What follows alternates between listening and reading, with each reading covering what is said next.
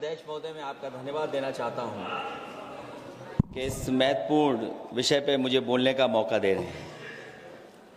मैं अपने साथी माननीय सदस्य गौरव गोगोई जी के से सहमत हूं। बहुत सारे महत्वपूर्ण उन्होंने बिंदु उठाए और अध्यक्ष महोदय,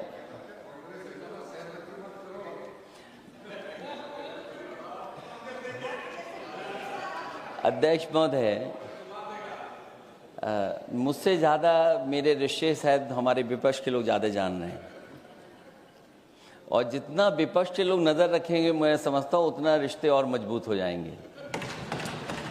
अध्यक्ष महोदय, मैं आंदोलन को बहुत दूर से देख रहा था और उस आंदोलन में जो जीत के बाद नारा लगा, एक नारा लगा अध्यक्ष महोदय, सरकार के खिलाफ नारा लगा कि सरकार को ये अहंकार था कि सरकार झुकती नहीं है, लेकिन उन्हीं नई पीढ़ी के लोगों ने ये वो नारा दिया कि झुकाने वाला चाहिए, सरकार भी झुकती है और सरकारों को झुकाना भी नौजवानों को आता है। सरकार झुकी और स्वीकार किया उन्होंने। जो करोड़ों नौजवान जो मांग कर रहे थे कि सबसे पहले जो मंत्री जी हैं वो इस्तीफा दें, और बिंदु दूसरे अलग हैं जो हम लोगों को जानकारी में मिल रहा है। अध्यक्ष महोदय, सरकार हर विषय पे स्वीकार किया है, लेकिन पता नहीं अध्यक्ष महोदय ये बात समझ में नहीं आ रही है कि सदन में उन आश्वासनों को क्यों नहीं रख रही है सरकार, जो सहमति बनी है। और उसके बाद अध्यक्ष महोदय, हम लोगों ने देखा कि जब मंत्री जी लौटे हैं, मंत्री नहीं रहे, उसके बाद सदन के बाहर उनका स्वागत किया गया। अध्यक्ष महोदय, जो स्वागत हुआ उसके लिए हमें कोई शिकायत नहीं है, लेकिन माननीय सदस्यों को कितनी बड़ी राहत मिली होगी, कितने बड़े संकट से बचाया उन्होंने। एक प्रधान जी को हटा करके प्रधानमंत्री बचा लिया आपने। और ऐसा अध्यक्ष महोदय आंदोलन किसी ने नहीं देखा, जिस आंदोलन में नई पीढ़ी के लोग, कम उम्र के लोग निकल करके आ गए और जो नारे दिए गए। ये सरकार पिछले कई वर्षों से नकारात्मक प्रचार पर टिकी हुई थी, नकारात्मक राजनीति करती थी और न जाने कितने हजार करोड़ रुपए खर्च किए होंगे सरकार ने नकारात्मक राजनीति के लिए। लेकिन नई पीढ़ी को मैं बधाई देना चाहता हूं, उनके मनोबल को और उनकी एकता को, और जिस तरीके से उन्होंने प्रचार किया, अंततः सरकार को झुकना पड़ गया। भाजपा वचन नहीं देती, जुमला देती है। तो मुझे उम्मीद है कि सभी युवा नौजवानों का जो मांग की है उन्होंने, उन सभी मांगों को सरकार स्वीकार करेगी। और सरकार ये भी स्वीकार कर लिया होगा कि कोई दल मजाक में बना तो कितनी बड़ा दल बन गया। जो कोई चीज मजाक से शुरू हुई वो कितना सीरियस हो गई, और इतना सीरियस हुई कि हमारी सरकार लोकतांत्रिक हो गई कि जो उनको धरने पे बैठने दिया। सरकार लोकतांत्रिक थी कि उन्हें धरने पर बैठने दिया। हमने वो भी समय देखा है कि जहां पर धरने पर नहीं बैठने दिया, वर्षों वर्ष लोग बैठे रहे धरने पर, उनकी सुनी नहीं गई। इसी दिल्ली को घेरा था किसानों ने, और सरकार को लगा कि चुनाव आ गया तो सरकार ने तीनों काले कानून वापस ले लिए। जब सरकार घबरा जाती है, डर जाती है, तो सरकार स्वीकार कर लेती है। इसीलिए वो नारा मुझे अक्सर याद आ जाता है कि झुकाने वाला चाहिए, सरकार भी झुकती है। जो विषय लाया गया है कि prevention of unlawful means act, सरकार को कम से कम ये बताना चाहिए था कि 2024 में जब ये लेकर के आए थे तो आज 2026 में कैसे पेपर लीक हो।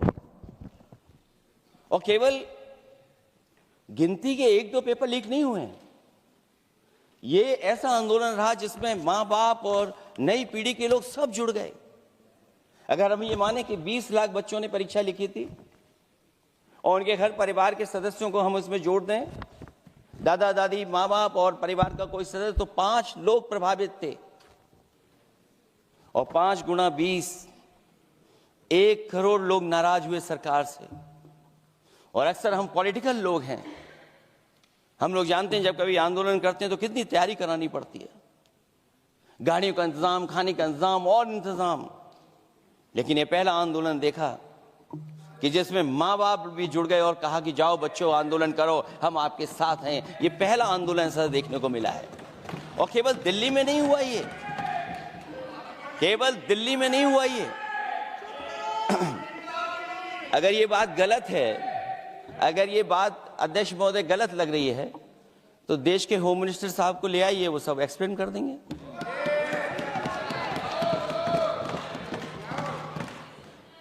पहला आंदोलन जिसमें माँ बाप ने साथ दिया, क्योंकि परीक्षा से कितना दुखी हैं लोग। ये जो परीक्षाएं लीक हुई हैं, कई महीनों पहले ये किताब बना दी थी। और अध्यक्ष महोदय, जो लोग चढ़ावा चोरी नहीं बचा पाए,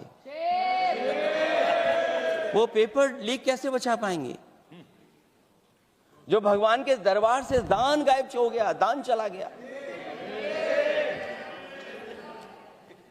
वो लोग पेपर लीक बचाएंगे? किस कानून को, जो कानून पहले बनाया उसी कानून का संशोधन करके लेकर आए हैं? किसकी आंखों में आप धूल झोंक रहे हैं? और अगर कानून से बच रहा होता तो भाजपा की 10 साल की सरकार में 20 परीक्षाएं कैसे लीक हो गई?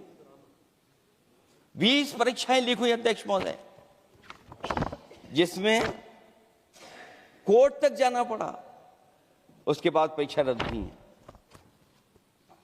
दरोगा भर्ती का पेपर लीक हो गया, जूनियर इंजीनियरिंग के भर्ती का पेपर लीक हो गया, ग्राम विकास पंचायत अधिकारी का पर्चा लीक हो गया, नलकूप चालक भर्ती का, यूपी टीईटी का परीक्षा लीक हुआ। और एक बार नहीं हुआ, 3 बार पेपर लीक हुआ यूपी टेट का। हाई स्कूल बोर्ड का परीक्षा लीक कर दिया, इंटरमीडिएट की बोर्ड की परीक्षा लीक हुई, इंटरमीडिएट का फिर परीक्षा का लीक हुआ, कई बार हुई। सिपाही भर्ती लीक हुई। आप सोचिए कितनी परीक्षाएं लीक हुई हैं। और नीट परीक्षा कोई पहली बार लीक नहीं हुई, दोबारा लीक हो गई, कानून बनने के बाद लीक हुई। सहायक प्रोफेसर भर्ती लीक है, लेखपाल भर्ती लीक हुई। यूपी जैसे स्टेट, जो सबसे बड़ा स्टेट है, जहां से प्रधानमंत्री चुन करके आते हो, वहां तक पेपर लीक हो जा रहा है। और जो संस्था परीक्षा एग्जामिनेशन करा रही है, वो एनटीए में भी आउटसोर्स कर दिया आपने। हम विपक्ष के लोगों को तो डर ये लगता है अध्यक्ष महोदय, कहीं ऐसा ना हो कि ये पूरी सरकार को आउटसोर्स कर दें।